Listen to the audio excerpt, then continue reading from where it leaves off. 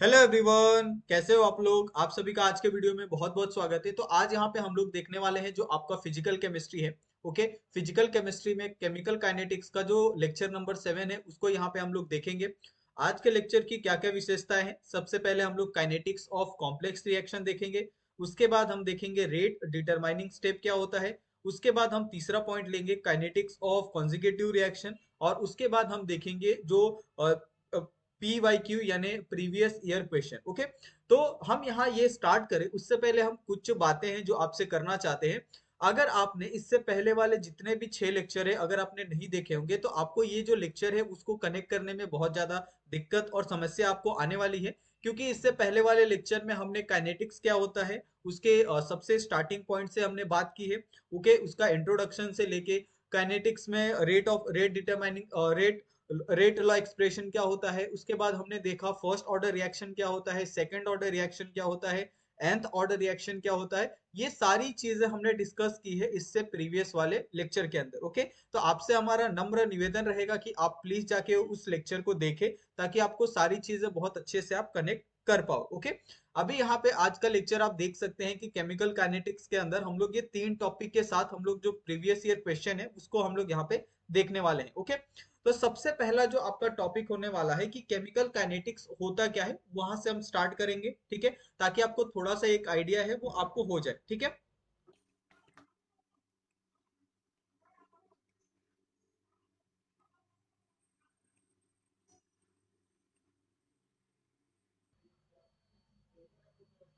तो अभी यहाँ पे हम देखने वाले हैं केमिकल काइनेटिक्स। ओके, जैसे हमने बात की कि केमिकल काइनेटिक्स होता क्या है उसके बारे में तो थोड़ी सी चीज हम लोग बेसिक से जो चीजें हैं वो हम लोग इस लेक्चर में भी डिस्कस कर लेते हैं। क्योंकि बहुत से लोग क्या होते हैं डायरेक्टली और अपने टॉपिक पे जंप करते हैं। इसके लिए हम क्या करते हैं यहाँ पे भी हम लोग केमिकल काइनेटिक्स के बारे में हम थोड़ी सी जो चर्चा है उसको हम करेंगे, थोड़ा सा जो इंट्रोडक्शन है उसका उसको हम यहाँ पे लेंगे। ओके, तो आपको कुछ जो बातें हैं केमिकल काइनेटिक्स की वो आपको हमेशा याद रखनी है कि chemical kinetic is the rate of reaction and factor affecting the reaction rate. Okay, यानी केमिकल काइनेटिक्स में क्या होता है, एक तो रेट ऑफ रिएक्शन हम लोग देखते हैं। ठीक है, ये आपका एक पॉइंट। आप जैसे जैसे मैं यहाँ पे पॉइंट बोल रहा हूँ ना आप ध्यान से देखो। ठीक है, रेट ऑफ रिएक्शन एंड, ठीक है, यानी एक तो आपका रेट ऑफ रिएक्शन होता है, दूसरा आपका factor affecting the rate of reaction. Okay, factor affecting, यहाँ पे आई आएगा, रेट ऑफ रिएक्शन। ओके, अभी यहाँ पे ये वाला जो आपका पहला वाला स्टेप हमने लिखा है कि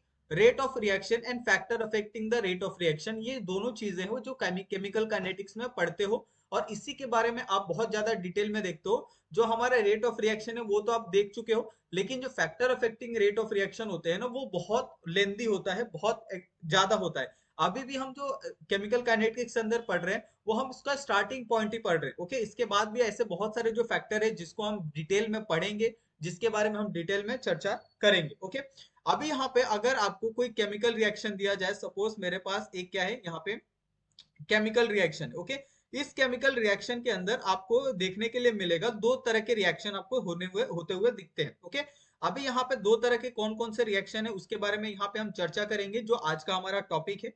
सबसे पहला होता है आपका यहाँ पे simple reaction. Okay, simple reaction अगर मैं यहाँ पे कहूँ तो आप बहुत आसानी से बता दोगे कि सिंपल रिएक्शन में क्या होता है। दूसरा आपका होता है कॉम्प्लेक्स रिएक्शन। ओके, तो कॉम्प्लेक्स और सिंपल आपको दोनों चीजों का, दोनों शब्दों का जो मतलब है वो आपको मेरे हिसाब से आपको पता होगा कि सिंपल यानी बहुत सिंपल वाला, कॉम्प्लेक्स यानी एक से ज्यादा स्टेप वाले हो सकते हैं। ओके, अभी यहाँ पे सिंपल में क्या क्या चीजें होती है वो हम लोग देखते हैं।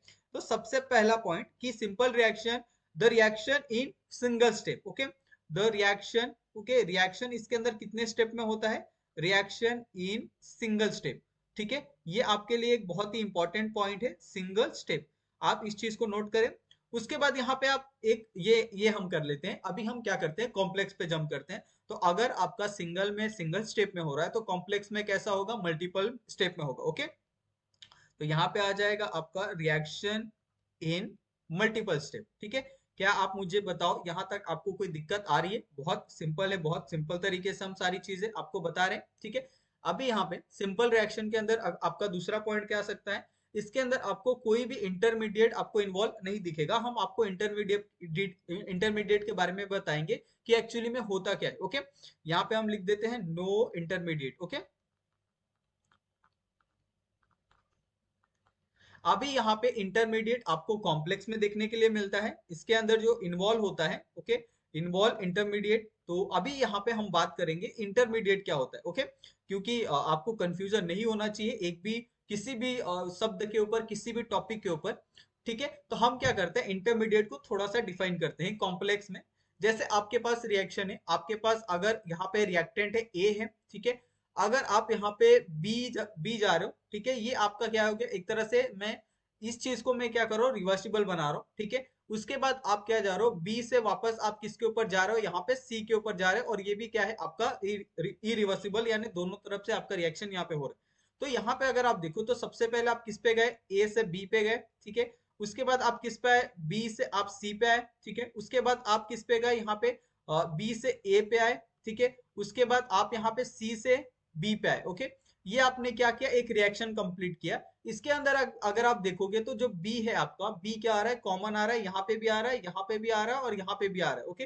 तो बी क्या हो गया आपका, इंटरमीडिएट होगा, जो आपका प्रोडक्ट और रिएक्टेंट दोनों में आता है, उसको हम लोग क्या कहते हैं, इंटरमीडिएट कहते हैं। तो आई होप आपको ये समझ में आ गया होगा कि इंटरमीडिएट का मतलब क्या होता है, जो आपको प्रोडक्ट में भी देखने के लिए मिले और जो आपका रिएक्टेंट में भी देखने के लिए मिले। अभी यहाँ पे अगर हम बात करें कि नो इंटरमीडिएट का मतलब क्या होता है सिंपल रिएक्शन के अंदर, ओके। सपोज आपके पास कोई रिएक्टेंट है ए, और ये क्या हो रहा है, डायरेक्ट आपका इसका प्रोडक्ट में फॉर्मेशन हो रहा है, ओके। इसके बीच में आपको कोई भी और दूसरा स्टेप, यानी सिंगल स्टेप में ये रिएक्शन है वो क्या हो रहा है, कंप्लीट हो जा रहा है। इसके लिए इसको हम लोग क्या बोलते हैं, नो इंटरमीडिएट, यानी इसके बीच में कोई भी चीज नहीं है, ओके। और जैसे हम लोग कॉम्प्लेक्स की बात करते हैं, कॉम्प्लेक्स की बात करते हैं, तो कॉम्प्लेक्स में कैसा होता है कि उसके अंदर आपका इंटरमीडिएट प्रेजेंट है, उसको हम लोग इस तरीके से रिप्रेजेंट करते हैं, ओके। यहाँ पे अगर आप कुछ एग्जांपल देखना चाहते हो तो वो भी हम यहाँ पे आपको दिखा देंगे, ठीक है। जैसे मेरे पास एग्जांपल लेता हूँ कि हमारे पास एक रिएक्टेंट है, ओके। ये रिएक्टेंट क्या कर रहा है, एक प्रोडक्ट का फॉर्मेशन कर रहा है जो है आपका 2C, ठीक है। अभी यही जो 2C है ये वापस एक प्रोडक्ट का फॉर्मेशन कर रहा है जो है आपका P, ठीक है। और वापस जो ए आपका पहला वाला रिएक्टेंट था, ये वापस किस चीज का फॉर्मेशन कर रहा है, वो फॉर्मेशन कर रहा है यहाँ पे बी का। अभी यहाँ पे मुझे आप बताओ कि इसमें से इंटरमीडिएट कौन सा होगा, ठीक है। यहाँ पे अगर मैं आपको एक क्वेश्चन मार्क दे दूं कि इसमें से आप मुझे इंटरमीडिएट बताओ, ठीक है। इंटरमीडिएट कौन सा होगा, यहाँ पे अगर आप देखो, जैसा हमने कहा था कि इंटरमीडिएट आपका प्रोडक्ट में भी होना चाहिए और रिएक्टेंट में भी होना चाहिए। आपका ए देखो दोनों प्रोडक्ट साइड है, यहाँ पे पी देखो सिर्फ प्रोडक्ट में है, यहाँ पे बी देखो सिर्फ प्रोडक्ट में है। लेकिन जो आपका यहाँ पे 2C है, ये आपका प्रोडक्ट में भी है, और यहाँ पे भी आपका जो 2C है वो आपका रिएक्टेंट में है। तो जो इंटरमीडिएट होगा यहाँ पे वो क्या होगा आपका 2C हो जाएगा, ओके। अभी यहाँ पे अगर आप इंटरमीडिएट निकाल सकते हो तो आप क्या कर सकते हो, रिएक्टेंट भी यहाँ पे आप फाइंड कर सकते हो, ठीक है, कि रिएक्टेंट कौन सा है। तो रिएक्टेंट आपके पास देखो, रिएक्टेंट आपके पास कौन सा है, ए है, ठीक है। उसके बाद आपके पास दूसरा है आपका बी है। 2C क्या है आपका इंटरमीडिएट है, इसके लिए आप उसको नहीं लिखोगे, ठीक है। ये आपको कंफ्यूजन नहीं होना चाहिए, इसके लिए मैं यहाँ पे आपको ये तो लिख के दे रहा हूँ। ये सिंपल है, आप मुझे पता है आप लिख लोगे, फिर भी यहाँ पे मैं आपको प्रोवाइड कर रहा हूँ। अभी प्रोडक्ट में यहाँ पे देखो 2C तो आपने लिख लिया जो आपका इंटरमीडिएट था। अभी बचा क्या आपके पास, एक तो P बचा और दूसरा आपके पास क्या बचा, B बचा, ओके। तो ये दोनों क्या है आपके प्रोडक्ट है, ये दोनों क्या है आपके रिएक्टेंट है, और जो आपका इंटरमीडिएट है वो क्या है आपका 2C, ओके। अभी यहां तक आपने देखा, क्या आपको इसके अंदर कोई दिक्कत आई। एक और एग्जांपल हम ले लेते हैं, ठीक है। आपके मन से पूरा जो कंफ्यूजन है उसको हम क्या करते हैं, निकाल देते हैं। अभी यहाँ पे एक रिएक्शन लेता हूँ, जैसा आपका यहाँ पे एक रिएक्शन है, ठीक है। ये रिएक्शन को आप क्या करोगे, मुझे जस्टिफाई करोगे, और जस्टिफाई करके आप मुझे बताओगे कि इसके अंदर रिएक्टेंट कौन सा है, प्रोडक्ट कौन सा है, और इंटरमीडिएट कौन सा है, ओके। यहाँ पे ये एक्स के साथ यहाँ पे एक और यहाँ पे आपको जो प्रोडक्ट है वो फॉर्मेशन देखने के लिए मिल रहा है। अभी यहाँ पे हम क्या करते हैं, इसको सिंप्लीफाई करते हैं, फिर उसके बाद आप बताना कि इंटरमीडिएट क्या हो सकता है, ओके। सबसे पहले हम इसको कंसीडर करते हैं कि आर से क्या बन रहा है, एक्स बन रहा है, ठीक है। यानी आर क्या हो गया आपका रिएक्टेंट हो गया, और एक्स क्या हो गया आपका प्रोडक्ट। फिर अगर आप देखो एक्स से क्या बन रहा है, एस बन रहा है। एक्स क्या हो गया आपका रिएक्टेंट, और एस क्या हो गया आपका प्रोडक्ट। यहाँ पे एक्स से क्या बन रहा है, क्यू बन रहा है। एक्स आपका क्या रिएक्टेंट हो गया, और क्यू क्या हो गया आपका प्रोडक्ट हो गया, ठीक है। यहाँ पे क्यू से क्या बन रहा है, पी बन रहा है। क्यू क्या हो गया आपका रिएक्टेंट हो गया, पी क्या हो गया आपका प्रोडक्ट हो गया। यहाँ पे पी से क्या बन रहा है, यहाँ पे क्यू बन रहा है, ठीक है। यहाँ पे पी क्या हो गया आपका रिएक्टेंट हो गया, और क्यू क्या हो गया आपका प्रोडक्ट हो गया, ओके।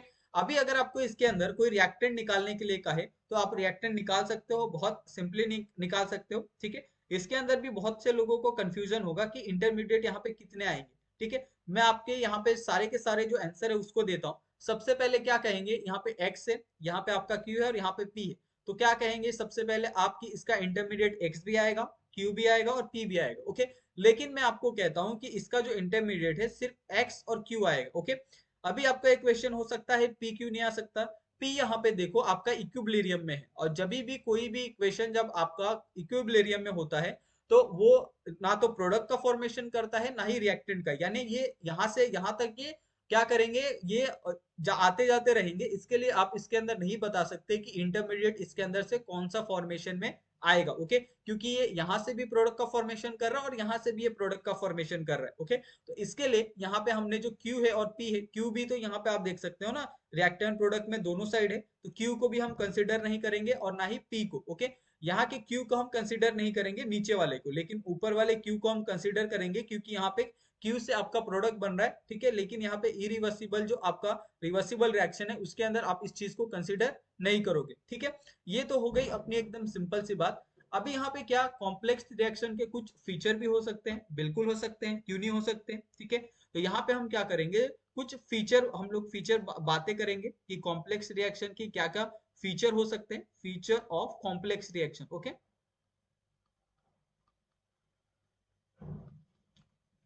अभी यहाँ पे देखो कॉम्प्लेक्स रिएक्शन के बहुत सारे फीचर हो सकते हैं, एक फीचर यहाँ पे नहीं हो सकता। ओके, अभी यहाँ पे सबसे पहला जो पॉइंट था हमने देखा था जब भी हमने स्टार्ट किया था ये पहला वाला स्लाइड, कि जो कॉम्प्लेक्स रिएक्शन होता है are the multiple step reaction. Okay, तो यहाँ पे हम लिख देते हैं complex reaction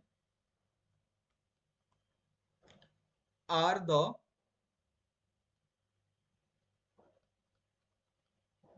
multiple step reaction. Okay, अभी यहाँ पे देखो क्या इस चीज के अंदर आपको और भी एक आप पॉइंट ऐड कर सकते हो कि यहाँ पे आपको मोर देन वन रिएक्टेंट और प्रोडक्ट आपको देखने के लिए मिलते हैं, तो ये भी आप पॉइंट यहाँ पे लिख देते हो, more than one product and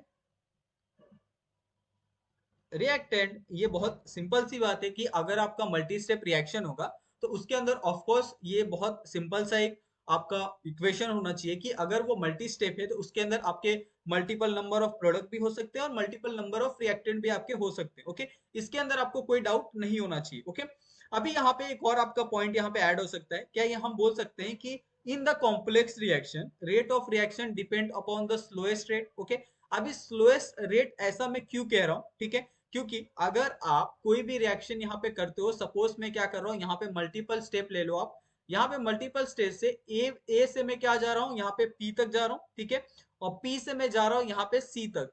अभी मुझे बताओ कि जब आप यहाँ पे किसी भी चीज का रेट ऑफ रिएक्शन निकालते हो तो रेट ऑफ रिएक्शन निकालने के लिए उसको आपको एनालाइज करना क्या बहुत ज्यादा इंपॉर्टेंट है, बिल्कुल, या आप बहुत सही कह रहे हो। ठीक है, अगर आप इसको एनालाइज करना चाहते हो तो आप मुझे बताओ एनालाइज कब होता है, कि कोई भी जो रिएक्शन होता है वो स्लो होता है तब एनालाइज आप कर सकते हो, या फास्ट होता है तब आप एनालाइज कर सकते हो। ओके, ये आप मुझे बता सकते हो। जैसे आपके पास से अगर कोई 130 किलोमीटर पर आवर से यहाँ पे कोई ट्रेन अगर आपसे आपके पास से अगर पास हो रही है, तो आप मुझे बता सकते हो कि वहां पे ट्रेन के अंदर कितनी विंडो खुली है और कितनी बंद है, वो आप नहीं बता सकते। लेकिन वही अगर स्लो स्टेप में होता है, अगर वही ट्रेन आपके यहाँ से 30 किलोमीटर पर आवर की स्पीड से अगर आपके यहाँ से जा रही है, तो आप उसके अंदर बता सकते हो कि कितनी उसके अंदर जो खिड़कियां है वो खुली है और कितनी खिड़कियां वहां पे बंद है। ओके, तो ये बहुत सिंपल तरीके से आप कैलकुलेट कर सकते हैं। उसी तरीके से आपका यहाँ पे रिएक्शन में भी होता है कि जब आप स्लो रिएक्शन करते हो तो हर एक रिएक्शन रेट को हम क्या कर सकते हैं, एनालाइज कर सकते हैं, मेजर कर सकते हैं और उस चीज को हम नोट डाउन कर सकते हैं। लेकिन जब फास्ट रिएक्शन होता है, fast reaction in the sense जैसे आपका फिनोप्थलीन, अगर आपने इंडिकेटर का इस्तेमाल किया किसी भी सॉल्यूशन के अंदर, तो आप देखते हो कि फटाक से क्या होता है, कलर का चेंजेस आपको देखने के लिए मिलता है। तो आप उस रिएक्शन रेट को आप कंसीडर नहीं कर सकते, आप उस रिएक्शन रेट को आप मेजर नहीं कर सकते। ओके, जैसे अगर आप देखते हो कि अगर आपने किसी चीज के ऊपर एसिड डाला तो एसिड के कारण वहां पे देखोगे कि बहुत ज्यादा उसका एक्सोथर्मिक रिएक्शन या फिर बहुत सारी चीजें होती है, लेकिन उस चीज को आप मेजर नहीं कर सकते। ठीक है, बहुत सारी ऐसी चीजें हैं जो फास्ट रिएक्शन होती है। लेकिन जैसे जैसे आप स्लो रिएक्शन की बात करो तो अगर आपने डिस्टिलेशन प्रोसेस किया होता है, ठीक है। डिस्टिलेशन प्रोसेस एक ऐसा प्रोसेस है, ओके। डिस्टिलेशन, तो डिस्टिलेशन बहुत से बच्चों ने किया होगा। अगर आप यहाँ पे अगर ये वाला टॉपिक आप पढ़ रहे हो तो आई थिंक आपने डिस्टिलेशन ये सारी जो चीजें हैं वो अपने अपने लोअर क्लासेस में की होगी। वहां पे कैसा होता है, बहुत स्लो प्रोसेस होता है। आप क्या करते हो, कोई भी आपके पास लिक्विड होता है, ठीक है, आप कोई भी लिक्विड ले लो, मैं यहाँ पे एग्जांपल नहीं दे सकता आपको। आप आपके पास लिक्विड होता है, उस लिक्विड को क्या करते हो, आप बर्नर के नीचे रखते हो, उसको आप एक डिस्टिलेशन पाइप से कनेक्ट करते हो। एक तरफ से आपका इनलेट होता है, एक तरफ से आउटलेट होता है पानी का, ओके। जिसके कारण क्या होता है कि जो भी वहां से इवोपोरेशन होता है वाटर का, वो क्या होता है, धीरे धीरे वो कूल डाउन होता है, और कूल डाउन होने के बाद वो धीरे धीरे क्या होता है, एक बीकर में इकट्ठा होता है। तो उसको हम लोग डिस्टिलेशन प्रोसेस बोलते हैं, ठीक है। अभी डिस्टिलेशन प्रोसेस में आप क्या उसमें हर एक स्टेप को आप अच्छे से यहाँ पे एक्सप्लेन कर सकते हो, बिल्कुल कर सकते हो। तो इसके लिए आप जब भी रेट ऑफ रिएक्शन किसी भी कॉम्प्लेक्स रिएक्शन का अगर आप निकालते हो, उसका जो रेट ऑफ रिएक्शन होता है वो उसके स्लोएस्ट स्टेप पे डिपेंड करता है, ठीक है। तो ये आई थिंक आपको ये वाला जो पॉइंट है वो क्लियर हो गया होगा, ओके। तो यहाँ पे मैं लिख देता हूँ इन कॉम्प्लेक्स रिएक्शन, ठीक है। इन कॉम्प्लेक्स रिएक्शन, यहाँ पे मैं आपको थोड़ा सा लिख रहा हूँ, आप क्या करोगे, इसको अच्छे से आप लिखोगे। Rate of reaction, okay, depend upon, इस चीज को आप क्या करोगे, बिल्कुल आप नजर अंदाज नहीं करोगे, आप अच्छे से ये सारी चीजों को नोट डाउन करोगे, okay. Upon, on slow step, okay, slow step. आप क्या कर सकोगे, आप यहाँ पे अगर आप जैसे यहाँ पे आप पूरा पॉइंट देख रहे हो, पूरे पॉइंट को आप अच्छे से लिखोगे। जैसे यहाँ पे लिखा है हमने कॉम्प्लेक्स, तो सिर्फ हमने COMP लिखा है, लेकिन आपको पूरा लिखना है complex reaction, rate of reaction is dependent upon the slowest step, okay, ये आपको लिखना है। और इसी के कारण आप क्या कर सकते हो, जो रेट डिटरमाइनिंग स्टेप है वो आप also find, okay, you can also find with the help of slowest step reaction, okay, जिसमें आप रेट डिटरमाइनिंग स्टेप को क्या कर सकते हो, आप इजिली फाइंड कर सकते हो, ठीक है। तो ये आई थिंक मुझे नहीं लग रहा कि आपको इसके अंदर भी किसी तरह की कोई डाउट आपको रही होगी। तीसरा पॉइंट यहाँ पे लिखते हैं, in the complex reaction the rate law expression is written for the each steps, and in the rate law expression the power is equal to stoichiometry, okay. अभी इस चीज को मैं यहाँ पे बताता हूँ, ये थोड़ा सा एक कॉम्प्लेक्स हो सकता है आपके लिए, थोड़ा सा आपके ऊपर से जा सकता है। यहाँ पे मैं पहले आपको ये पूरा लिख के दिखाता हूँ सेंटेंस, उसके बाद इसको एक्सप्लेन करूँ, ओके, ठीक है। इन कॉम्प्लेक्स रिएक्शन, यहाँ पे मैं लिख देता हूँ,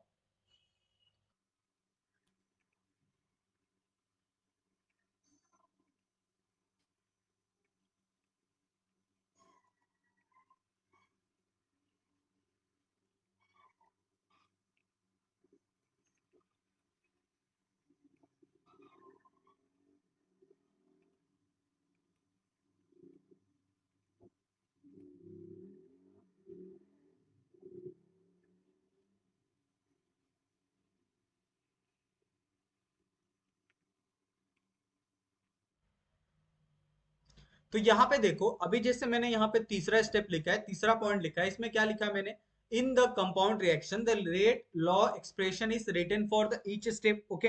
अगर आपको कोई रिएक्शन दिया जाता है, जैसे कॉम्प्लेक्स रिएक्शन क्या होता है, यहाँ पे A to P, ठीक है, और P to C, तो आप क्या करोगे, इसका भी रेट एक्सप्रेशन लिखोगे, इसका भी आप रेट ऑफ रिएक्शन लिखोगे, और इसका भी रेट ऑफ रिएक्शन लिखोगे, ओके। और जब भी अगर इसके आगे कोई पावर होगा, पावर क्या होगा, जैसे आपका सपोज यहाँ पे आपका 2A हो गया, ठीक है, 2A हो गया, या फिर आपका 2A से यहाँ पे 3P का फॉर्मेशन हो रहा है, 3P से आपका C का फॉर्मेशन हो रहा है। तो आप इसको कैसे लिखोगे पता है कि यहाँ पे जैसे आपका ये रिएक्टेंट हो गया, तो -dA/dt हम ऐसा लिखते हैं, और ये आपका क्या हो जाएगा, जो 2 है वो स्टोइशियोमेट्री में आ जाएगा इस तरीके से 2, ठीक है।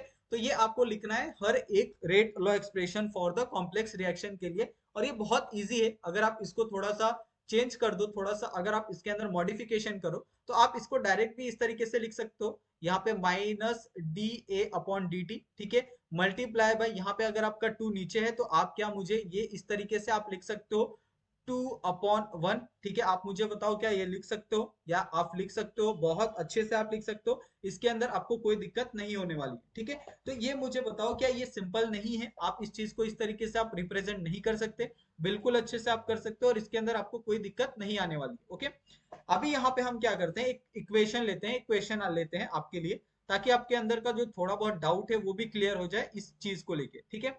सपोज हमारे पास एक यहाँ पे क्वेश्चन है, जिसमें हमने क्या किया है, ए आपका रिएक्टेंट है, एक रिएक्टेंट से आपका क्या हो रहा है, यहाँ पे 2C प्रोडक्ट का फॉर्मेशन हो रहा है। उसी तरीके से आपके पास एक दूसरा रिएक्टेंट है, जिस रिएक्टेंट से आपका क्या हो रहा है, पी का फॉर्मेशन हो रहा है। ओके, यहाँ पे आपको क्या निकालना है, डीसी अपॉन डी का यहाँ पे आपको जो वैल्यू है वो आपको यहाँ पे फाइंड करना है। ठीक है, अभी मुझे बताओ, यहाँ पे आपको सबसे पहला जो स्टेप था वो क्या था, आपका रेट ऑफ रिएक्शन लिखने का, जैसे हमने यहाँ पे बताया था। तो रेट ऑफ रिएक्शन क्या करोगे आप, सबसे पहले इक्वेशन का लिखोगे, जो होगा आपका D A upon D T. ठीक है, यहाँ पे इज इक्वल टू, ये आपका प्रोडक्ट साइड है तो यहाँ पे आ जाएगा प्लस आपका D C upon D T. Okay, यहाँ पे अगर आप देखो कि स्टोइशियोमेट्री में 2 है तो यहाँ पे आ जाएगा 1 अपॉन 2 आ जाएगा। ठीक है, इज इक्वल टू, इसका आपको क्या लिखना है, रेट कांस्टेंट लिखना है। ठीक है, तो यहाँ पे आपका K1, ओके, ये आपका ए कॉन्सेंट्रेशन ऑफ ए और पावर क्या है आपका 1 है, क्योंकि हम लोग फर्स्ट ऑर्डर के लिए देख रहे हैं कॉम्प्लेक्स रिएक्शन, इसके लिए हमने ये फर्स्ट ऑर्डर यहाँ पे लगाया है। आप चाहे सेकंड ऑर्डर, थर्ड ऑर्डर या फिर nth ऑर्डर, जीरो ऑर्डर, ये आप किसके लिए भी कर सकते हो, ये आपके ऊपर है, आपको क्वेश्चन किस तरीके से पूछा जाता है। अगर आपको क्वेश्चन में पूछा जाता है वो सारी चीजें, तो आपको उस तरीके से करनी है। ओके, यहाँ पे आप रेट ऑफ रिएक्शन हम क्या करेंगे, दूसरा का लिखेंगे। ठीक है, हमने पहले का लिखा, उसी तरीके से दूसरा क्या है आपका 2C है, तो यहाँ पे क्या आ जाएगा, minus D C upon D T. ठीक है, मल्टीप्लाई बाय 1 अपॉन 2 आ जाएगा, इज इक्वल टू आपका प्लस में क्या है, प्रोडक्ट है, तो ये आपका dp अपॉन dt आ जाएगा। ठीक है, इज इक्वल टू आपका जो कांस्टेंट है वो क्या आ जाएगा आपका K2। ठीक है, यहाँ पे आपका C, कॉन्सेंट्रेशन ऑफ C, और यहाँ पे आपका 2। ठीक है, क्योंकि आप ये दूसरा स्टेप है, ये फर्स्ट स्टेप है रेट ऑफ रिएक्शन का, ये सेकंड स्टेप है, तो ये आप ध्यान रखना। ठीक है, ये आपको कंफ्यूज कर सकता है, तो ये आप दोनों चीजों को ध्यान रख के ही आप क्या करोगे, इस चीज को सॉल्व करोगे। ठीक है, ये आपने रेट ऑफ रिएक्शन लिख लिया, आपने ये दोनों का रेट ऑफ रिएक्शन लिख लिया।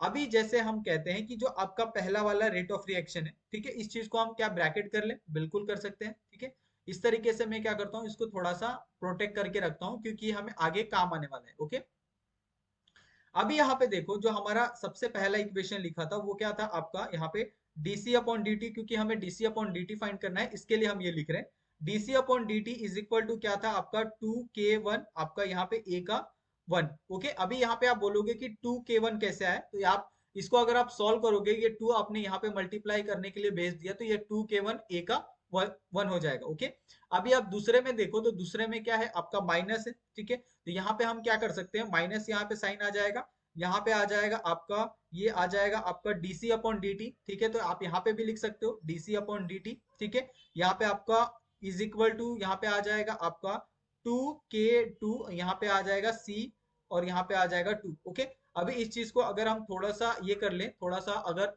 बहुत अच्छे से कर लें, एकदम अच्छे तरीके से, तो इसको हम ऐसे लिख सकते हैं, यहाँ से हम dc अपॉन dt एक क्या करते हैं, कॉमन ले लेते हैं। ठीक है, उसके बाद हम क्या करते हैं, ये जो 2 1k है और यहाँ पे a का जो 1 है उसको हम क्या करते हैं, माइनस कर देते हैं डायरेक्ट 2k2 से, और यहाँ पे कॉन्सेंट्रेशन ऑफ c के पावर 2 से। ओके, ये बहुत सिंपल तरीके से हमने क्या किया, थोड़ा सा फेर बदल करके हमने क्या किया, इसको लिख दिया, ताकि आपको कोई दिक्कत ना आए। ठीक है, अभी यहाँ पे देखो, मुझे आप बताओ, इसके अंदर एक चीज आपको कुछ दिख रही है, ये चीज क्या है, यहाँ पे आपका 2C है। ठीक है, यहाँ पे भी आपका 2C है, क्या ये इंटरमीडिएट कहलाएगा।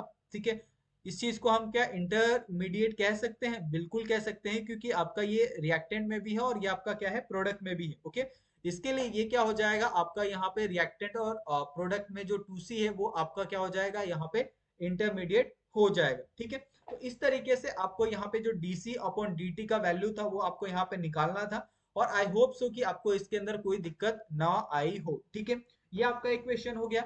यहाँ पे हम क्या एक और क्वेश्चन यहाँ पे सॉल्व कर सकते हैं इतने से प्लेस में, तो हम थोड़ा सा ट्राई कर लेते हैं, या फिर अगर हमें दूसरा प्लेस लेना पड़ा है तो हम नेक्स्ट स्लाइड पे चले जाएंगे। ठीक है, यहाँ पे आपके पास एक क्वेश्चन है। ठीक है, यहाँ पे मैं आपको सिंपल क्वेश्चन लिखता हूँ, ये क्वेश्चन आपको CSIR नेट के अंदर आया था। ठीक है, तो ये आप ध्यान रखें, ये आपको 2015 के पेपर में आया था CSIR नेट के। ओके, जिसमें आपको क्वेश्चन क्या पूछा है कि ए क्या है आपका, इरिवर्सिबल रिएक्शन है, और इसका जो फॉर्मेशन हो रहा है वो किसका, 2B का हो रहा है। ठीक है, और यहाँ से जो 2B है वो 2B भी क्या है, यहाँ पे डायरेक्ट आपका प्रोडक्ट का फॉर्मेशन कर रहा है, वो क्या है आपका P है।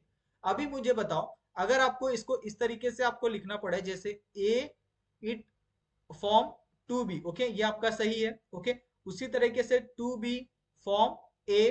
ठीक है, और यहाँ पे जो 2B है वो 2B फॉर्म P। अभी मुझे बताओ क्या ए से 2b का फॉर्मेशन हो रहा है, 2b से ए का फॉर्मेशन हो रहा है और 2b से आपका पी का भी फॉर्मेशन हो रहा है, ये क्या सही बात है? अगर जब भी आप इस तरीके का जो साइन देखते हो ना, पता है आपको ऊपर वाले पे पता है क्या देना है, k1, ठीक है, और नीचे वाले पे आपको क्या देना है, k-1, ठीक है, ये आपको हमेशा ध्यान रखना है। अगर आपको नहीं दिया होगा तो आप खुद से भी ये सारी चीजों को आप दे सकते हो, आप बिल्कुल भी गलत नहीं होगे। k1, k-1 और नीचे वाले में आपको क्या देना है, k2। अगर सिंगल आपको एरो दिखता है तो आप k1, k2, k3 इस तरीके से आप नंबर वाइज जा सकते हो, ठीक है, ऊपर से नीचे तक। अभी यहाँ पे हम क्या लिखेंगे, सभी का जो रेट ऑफ रिएक्शन है उसको हम लोग यहाँ पे लिखेंगे, ठीक है। सबसे पहला रेट ऑफ रिएक्शन लिखेंगे हम लोग ए और 2b का, तो यहाँ पे क्या आ जाएगा, minus D A upon D T आ जाएगा, ठीक है, इज इक्वल टू आपका यहाँ पे 2b क्या है, प्लस 1/2 आ जाएगा, यहाँ पे आपका db अपॉन dt आ जाएगा, ठीक है। यहाँ पे आपका कांस्टेंट वैल्यू है k, ठीक है, k1, और यहाँ पे आपका a आ जाएगा, ठीक है।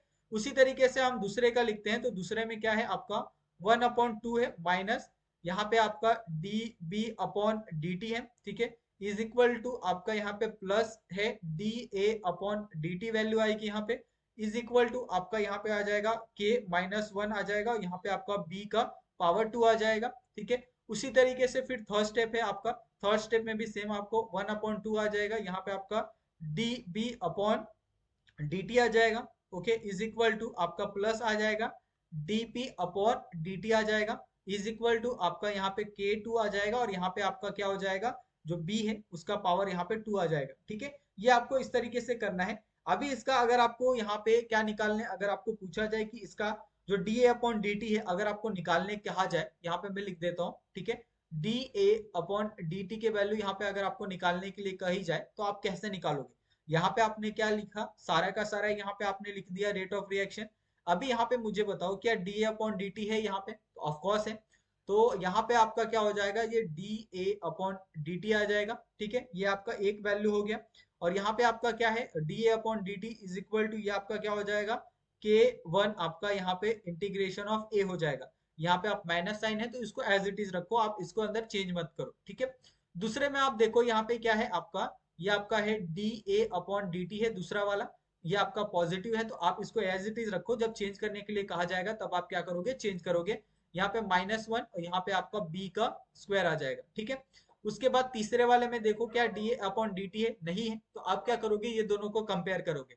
अभी आप सोचो कि यहाँ पे आपका माइनस है, यहाँ पे आपका प्लस है, तो आप किस तरीके से इसको सॉल्व करोगे, ठीक है।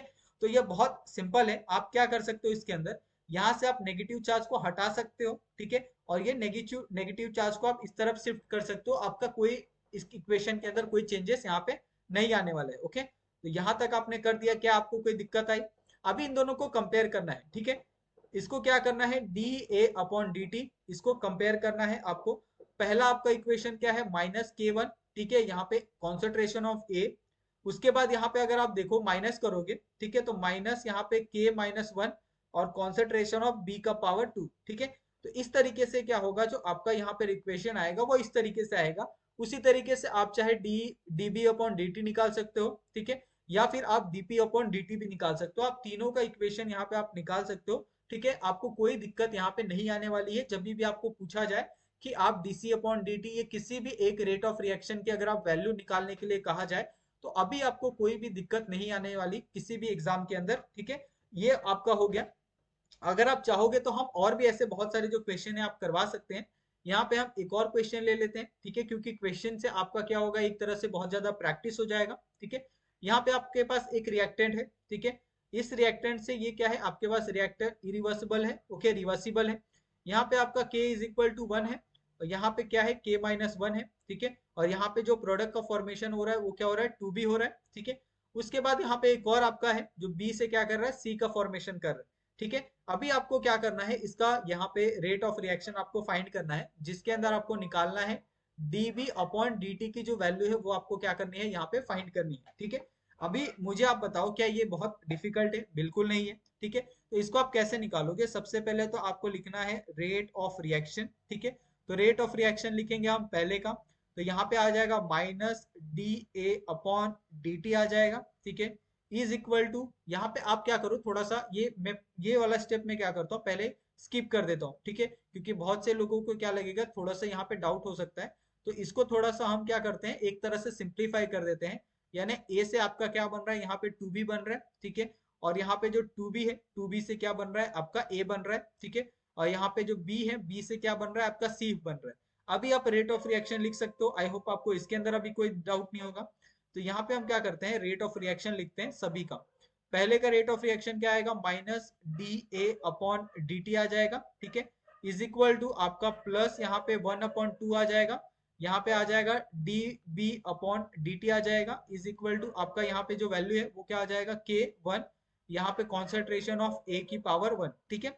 उसी तरीके से सेकंड का भी आप लिख सकते हो। सेकंड में क्या आ जाएगा आपका 1/2 माइनस में यह आ जाएगा आपका D B upon D T आ जाएगा, ठीक है। इज इक्वल टू यहाँ पे आ जाएगा आपका D A upon D T आ जाएगा, इज इक्वल टू आपका यहाँ पे कांस्टेंट की वैल्यू क्या आ जाएगी K2, और यहाँ पे आ जाएगा आपका b का पावर 2 आ जाएगा, ठीक है। उसी तरीके से थर्ड का भी यहाँ पे लिख देते हैं, जो थर्ड वाला पॉइंट है, जिसके अंदर आपका क्या आ जाएगा minus D B upon D T आ जाएगा, इज इक्वल टू यहाँ पे प्लस आपका D C upon D T आ जाएगा, इज इक्वल टू यहाँ पे जो कांस्टेंट वैल्यू है K2 आ जाएगा, ठीक है। यहाँ पे आपका K2 आएगा क्योंकि ऊपर भी आपका क्या था, K2 था। यहाँ पे आपका K-1 आना चाहिए, ये आप क्या करो, करेक्ट कर लो। यहाँ पे आपका आ जाएगा B और पावर क्या आ जाएगा आपका यहाँ पे 2 आ जाएगा, ठीक है। ये आपको यहाँ पे समझ में आ गया होगा कि किस तरीके से आपको ये सारी चीजें करनी है। और यहाँ पे आपको पूछा क्या है, यहाँ पे आपको पूछा है dB अपॉन dt की वैल्यू पूछी है। तो आप मुझे बताओ क्या ये निकाल सकते हो, बहुत अच्छे से निकाल सकते हो। पहले में आपका जो dB अपॉन dt है वो क्या है आपका, वो है आपका यहाँ पे dB अपॉन dt की जो वैल्यू होगी वो क्या होगी आपकी 2K1, यहाँ पे आपका कॉन्सेंट्रेशन ऑफ 1 की पावर 1। दूसरे में आपका क्या हो जाएगा, यहाँ पे आपका dB अपॉन dt हो जाएगा, इज इक्वल टू माइनस यहाँ पे 2K-1 का यहाँ पे कॉन्सेंट्रेशन ऑफ B का पावर यहाँ पे 2 हो जाएगा, ओके। उसी तरीके से थर्ड का भी आप लिख सकते हो। थर्ड का क्या आ जाएगा यहाँ पे आ जाएगा dB अपॉन dt आ जाएगा, इज इक्वल टू यहाँ पे आ जाएगा माइनस K2, और यहाँ पे कॉन्सेंट्रेशन ऑफ B का पावर यहाँ पे 2 आ जाएगा, ठीक है। अभी यहाँ पे तीनों को आप क्या करो, कंपेयर कर दो। तो कंपेयर करोगे तो यहाँ पे क्या आ जाएगा, dB अपॉन dt आ जाएगा, ठीक है। यहाँ पे आ जाएगा आपका 2K1, यहाँ पे आपका कॉन्सेंट्रेशन ऑफ 1 माइनस आपका यहाँ पे माइनस माइनस प्लस हो जाएगा, माइनस 2K-1, यहाँ पे आपका कॉन्सेंट्रेशन ऑफ B का पावर 2, ओके। उसके बाद यहाँ पे माइनस माइनस क्या हो जाएगा, प्लस हो जाएगा, तो ये प्लस आ जाएगा, यहाँ पे आ जाएगा आपका K2, और यहाँ पे आ जाएगा B का पावर 2 आ जाएगा, ठीक है। तो ये क्या हो गया आपका, यहाँ पे जो फाइनल एक इक्वेशन बना, ये इक्वेशन का वो आपका इस तरीके से आएगा, जिसके अंदर आपको dB अपॉन dt क्या हुआ था, पूछा था। तो आपने यहाँ पे dB अपॉन dt यहाँ पे बहुत आसानी से यहाँ पे निकाल दिया, ठीक है। और आपको कोई दिक्कत यहाँ पे महसूस नहीं हुई है, ओके। तो यहाँ तक तो आपको हर चीज बहुत अच्छे से समझ में आ गई है। अभी यहाँ पे मैं क्या करता हूँ, आपको कुछ एग्जाम्पल देता हूँ, ठीक है। आपको क्या करना है, वो एग्जाम्पल को आपको लेना है, ठीक है, और आपको सॉल्व करना है, और उसका जो स्क्रीनशॉट है वो आपको क्या करना है, मुझे सेंड करना है, ठीक है। वो ये आपके लिए बहुत ही इंपॉर्टेंट टास्क है। यहाँ पे हमने बहुत अच्छे से आपको ये सारी चीजें बताई है, तो आई होप कि आपको इसके अंदर कोई दिक्कत नहीं आनी चाहिए। ये आपसे मेरा एक नम्र निवेदन रहेगा, ठीक है। यहाँ पे क्या हो रहा है कि सपोज आपके पास एक रिएक्शन है, ठीक है। ये रिएक्शन क्या हो सकता है, यहाँ पे मैं आपके लिए क्वेश्चन लिख देता हूँ या फिर नेक्स्ट पेज पे लिखता हूँ, ठीक है। यहाँ पे आपके पास एक क्वेश्चन है, ठीक है। इस क्वेश्चन में आपको क्या दिया है, एक्स आपका यहाँ पे रिएक्टेंट दिया है एक्स, और ये क्या है आपका रिवर्सिबल रिएक्शन है, जिसमें आपका क्या हो रहा है, वाई का फॉर्मेशन हो रहा है, ठीक है। अभी यहाँ पे आपको मुझे बताना है, इसका रेट ऑफ रिएक्शन आपने लिख लिया, इसके अंदर आपको बताना है, ठीक है। ये आपका एक हो गया। दूसरा आपका हो रहा है यहाँ पे x से z का फॉर्मेशन, और इसके अंदर आपको dx अपॉन dt की जो वैल्यू है वो आपको यहाँ पे मुझे बतानी है, ठीक है। उसी तरीके से एक और क्वेश्चन यहाँ पे लिख देते हैं, ठीक है। एक क्वेश्चन में आप देखो कि a प्लस बी है आपके पास, ठीक है। और ये क्या है आपका यहाँ पे रिवर्सिबल रिएक्शन है, जिसके अंदर से आपका 2c का फॉर्मेशन हो रहा है, ठीक है। और यहाँ पे आपका जो 2c है वो 2c से आपका क्या हो रहा है, यहाँ पे p का फॉर्मेशन हो रहा है, और आपको यहाँ पे dc अपॉन dt की जो वैल्यू है वो आपको क्या करनी है, यहाँ पे बतानी है। ये ऑफ कोर्स आपका k1 हो गया, ये आपका k माइनस हो गया, और यहाँ पे आपका k2 हो गया, ठीक है। तो ये आपको समझ में आ गया होगा। उसी तरीके से एक और क्वेश्चन आपके लिए हम दे देते हैं, जिसमें आपको a प्लस बी दिया है आपको रिएक्टेंट के अंदर, ठीक है। यहाँ पे ये जो रिएक्शन है वो क्या है, रिवर्सिबल है, जिसमें आपका 2c का फॉर्मेशन हो रहा है, ठीक है। और दूसरा क्या है, यहाँ पे आपका a प्लस सी दिया है, ये भी आपका रिवर्सिबल रिएक्शन है जिसके अंदर आपका डी का फॉर्मेशन हो रहा है, ठीक है। ये आपका क्या होगा, K1 हो गया, ठीक है, ये आपका K माइनस हो गया। यहाँ पे आपका ये इरिवर्सिबल नहीं है तो आप इसको K2 समझिए। यहाँ पे आपको दो चीजें फाइंड करनी है, सबसे पहला आपका डीसी अपॉन dt फाइंड करना है, ठीक है। और दूसरा आपका यहाँ पे जो डी है अपॉन dt है, वो आपको क्या करना है, यहाँ पे फाइंड करना है। यानी दो चीजों को आपको क्या करना है, इसके अंदर आपको फाइंड करना है। आई होप कि आपको इसके अंदर कोई दिक्कत ना आती हो, ठीक है। अगर आपको कोई भी दिक्कत आती है तो प्लीज आप लोग हमें पूछें, ठीक है। यहाँ पे आपका डीसी अपॉन dt फाइंड करना है, तो इसमें भी आपको दिक्कत नहीं आनी चाहिए। और यहाँ पे आपका dx अपॉन dt फाइंड करना है, ठीक है। ये आपके पास क्वेश्चन दिया है, ये सारे के सारे जो क्वेश्चन है ये आपको घर से करने हैं। और इसका जो स्क्रीनशॉट है आप मुझे टेलीग्राम पे भेजना है आपको 110%। जितने भी मेरे व्यूअर्स हैं जो अभी इस वीडियो को देखेंगे उस उन सभी के लिए है, ठीक है। तो आप लोग बिल्कुल भी इस चीज के लिए आप क्या करोगे, ये नहीं करोगे। आपको बिल्कुल भी ये नहीं करना, हिचकिचाना ही नहीं है, आपको बिल्कुल भी डरना नहीं है। आप बहुत अच्छे तरीके से इसको सॉल्व कर सकते हो क्योंकि हमने एक स्टेप बाय स्टेप ये सारी चीजें आपको यहाँ पे बताई है, ओके। तो यहाँ तक आपको सारी चीजें समझ में आ गई होगी। अभी हम बढ़ते हैं जो हमारा नेक्स्ट स्टेप है, नेक्स्ट जो हमारा टॉपिक है उसकी तरफ, ठीक है। और ये नेक्स्ट जो टॉपिक है हमारा वो है रेट डिटरमाइनिंग स्टेप, ठीक है।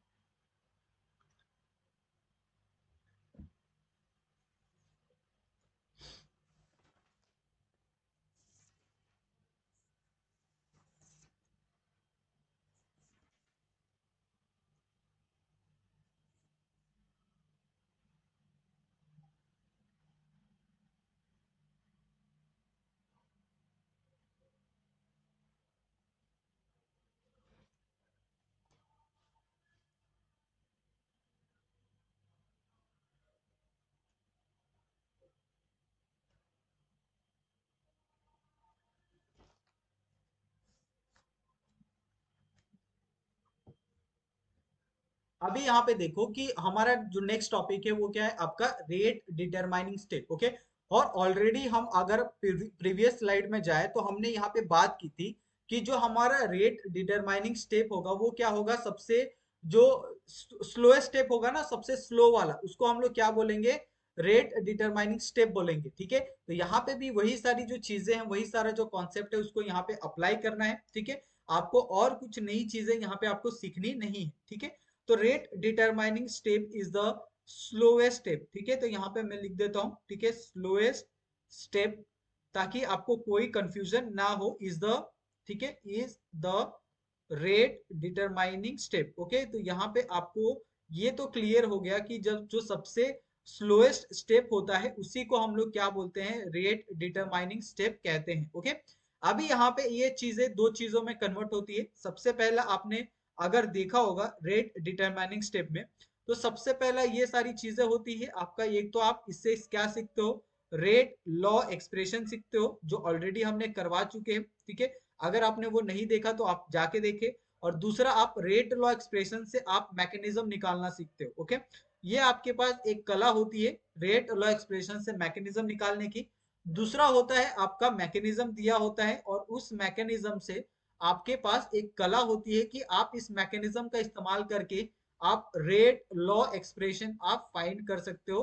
तो ये बहुत ही कमाल, बहुत ही खूबसूरती है ये इस केमिस्ट्री की, कि आप एक दूसरे को क्या कर सकते हो, इंटरकनेक्ट कर सकते हो बिना किसी प्रॉब्लम के, ओके। तो ये बहुत ही कमाल का है कि यहाँ पे आप देखो कि हमने एक ही स्टेप लिखा है यहाँ पे, सिर्फ रेट डिटरमाइनिंग स्टेप, कि आप रेट को किस तरीके से डिटरमाइनिंग कर सकते हो। तो आपके पास यहाँ पे बहुत सारे यहाँ पे आपको चीजें आपको पता चल गई कि सबसे पहली चीज थी कि वो स्लोएस्ट स्टेप पे होता है, ठीक है। दूसरी यहाँ पे ये बात हुई कि ये ऑलरेडी हमने सीखा था कि जो आपका रेट लॉ एक्सप्रेशन है, उस रेट लॉ एक्सप्रेशन को हम लोग फाइंड कर सकते हैं। लेकिन उस रेट लॉ एक्सप्रेशन का इस्तेमाल करके हम उसकी जो मैकेनिज्म है उसको भी हम लोग देख सकते हैं, उसको भी हम लोग फाइंड कर सकते हैं, ओके। उसी तरीके से अगर आपके पास मैकेनिज्म दिया जाए आपको रेट डिटरमाइनिंग स्टेट के लिए, तो उसकी मदद से आप रेट लॉ एक्सप्रेशन को क्या कर सकते हो, फाइंड कर सकते हो। ओके, तो ये बहुत ही बेसिक सी चीजें थी। अभी हम क्या करते हैं, जो रेट डिटरमाइनिंग स्टेप है उसको हम लोग कुछ क्वेश्चन से, जो क्वेश्चन आपको प्रीवियस ईयर क्वेश्चन पेपर में भी देखने के लिए मिलेंगे, उस चीजों का इस्तेमाल करके हम लोग सीखते हैं कि आपको रेट डिटरमाइनिंग स्टेप के ऊपर कैसे क्वेश्चन आपको पूछे जाते हैं। ओके, तो सबसे पहला जो क्वेश्चन है आप यहाँ पे नोट करिए। आपको अगर रेट दिया है, सपोज यहाँ पे रेट की जो वैल्यू है वो दी है आपको के, कॉन्सेंट्रेशन ऑफ ए दी है। ओके, और यहाँ पे आपको गिव रेट डिटरमाइनिंग। ओके, और यहाँ पे आपको रेट डिटरमाइनिंग स्टेप पूछा है, रेट डिटरमाइनिंग स्टेप पूछा है। ओके, तो आपको यहाँ पे ऑप्शन दिए हैं। सबसे पहला ऑप्शन दिया है यहाँ पे ए टू बी का फॉर्मेशन, ठीक है। दूसरा है आपके पास यहाँ पे जो टू ए है, टू ए से आपके पास बी का फॉर्मेशन।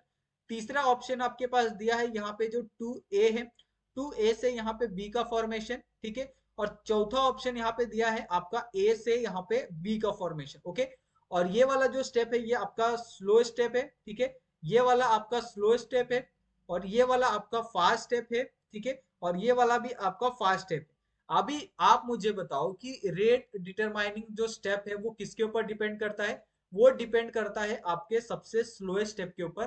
तो ये वाला और ये वाला जो ऑप्शन है वो तो कट गया। अभी आपके पास ऑप्शन कितने बचे हैं? दो ऑप्शन बचे हैं।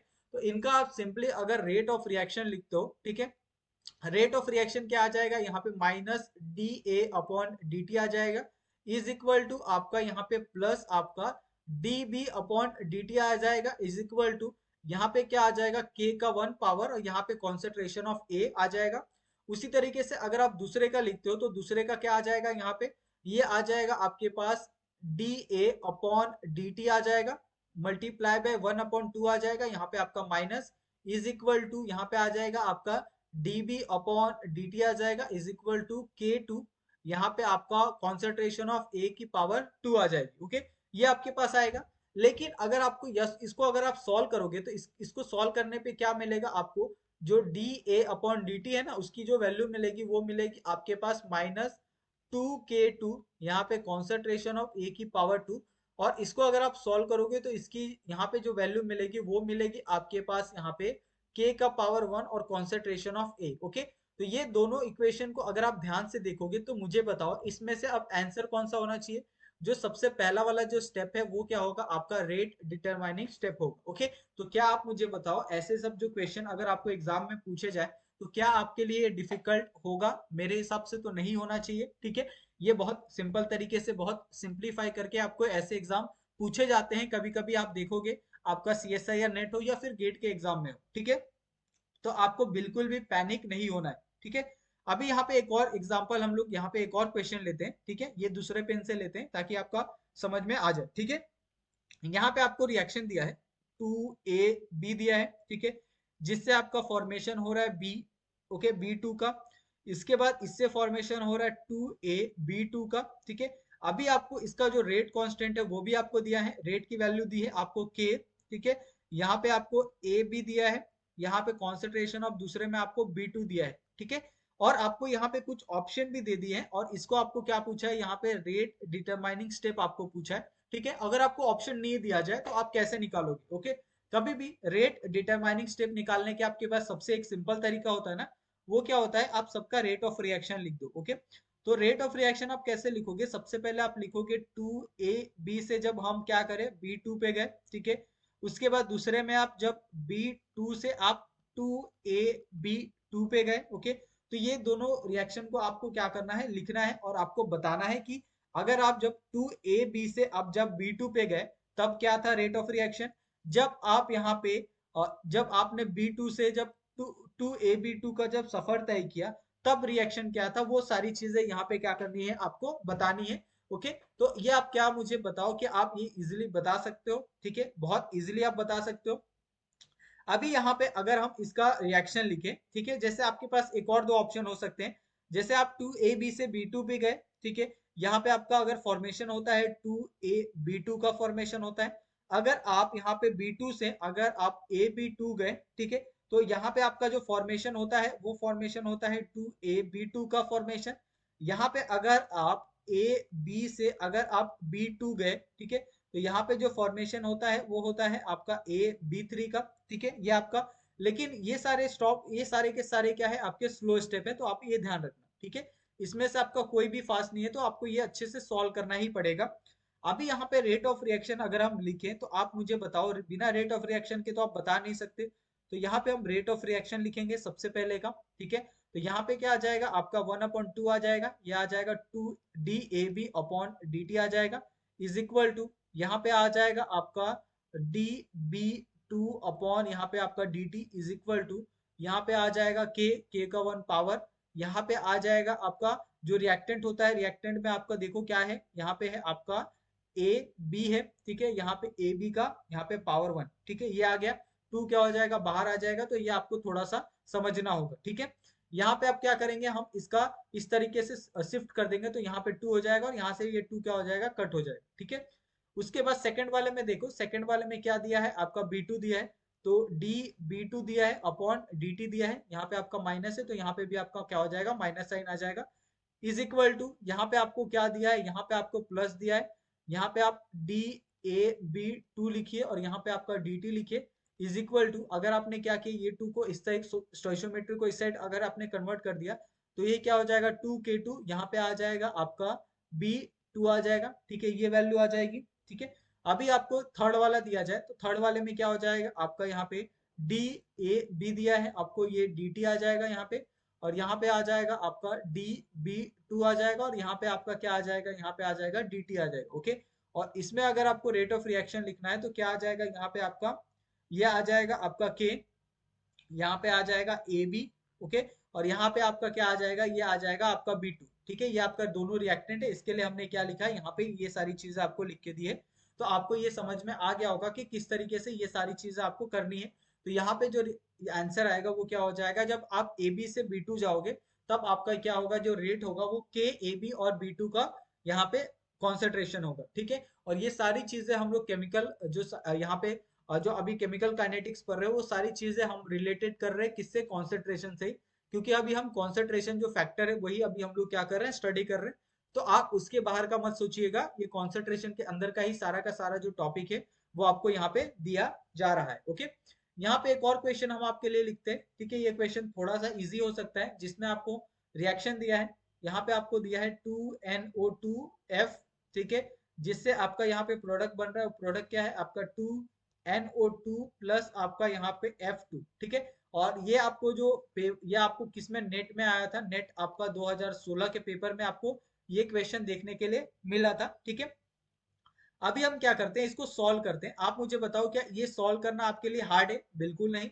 तो आप क्या करोगे, सपोज आपको यहाँ पे रेट दिया है, ठीक है, यानी रेट देख के ही क्या करना है आपको, यहाँ पे जो आंसर है वो आपको निकालना है। ऐसा आपको आप सोच रहे हो तो ऐसा बिल्कुल नहीं होगा, ठीक है। क्योंकि पेपर में क्या होता है, कभी कभी आपको रेट दिया भी नहीं होता है, ठीक है, सिर्फ अगर आपको ऑप्शन में दिया होता है, आपको सब सॉल्व करना पड़ता है और फिर आपको रेट को मैच करना पड़ता है, और एक जो सही आंसर होता है उसके ऊपर आपको टिक मार्क लगाना पड़ता है, ओके। अगर आपको पहले से ही यहाँ पे इसका आंसर दे दिया जाएगा, तो आप उस तरीके से क्या करोगे, सॉल्व करोगे, जो एग्जाम में आपको नहीं होता है। सिर्फ आपको इतना रिएक्शन दिया जाएगा और आपको सिर्फ रेट पूछा जाएगा कि रेट क्या होगा इसका, ठीक है। What is the rate determining step of this reaction, okay. अभी यहाँ पे सिंपली आप क्या करोगे, इसको आप निकालना है, तो आपको क्या करना होगा, सबसे पहले तो आपको जो रेट ऑफ रिएक्शन है वो तो लिखना ही पड़ेगा, ठीक है। ये एक ही स्टेप में है, तो आपको और इसको आप इसको और सिंप्लीफाई नहीं कर सकते, तो आप सिंपली इसका रेट ऑफ रिएक्शन लिख दीजिए। ये क्या आ जाएगा, 1/2 आ जाएगा, जो आपका माइनस में होगा, ठीक है। यहाँ पे आ जाएगा DNO2F आ जाएगा, ठीक है। यहाँ पे आ जाएगा आपका dt आ जाएगा, इज इक्वल टू यहाँ पे आपका क्या आ जाएगा, 1/2 आ जाएगा प्लस में, ठीक है।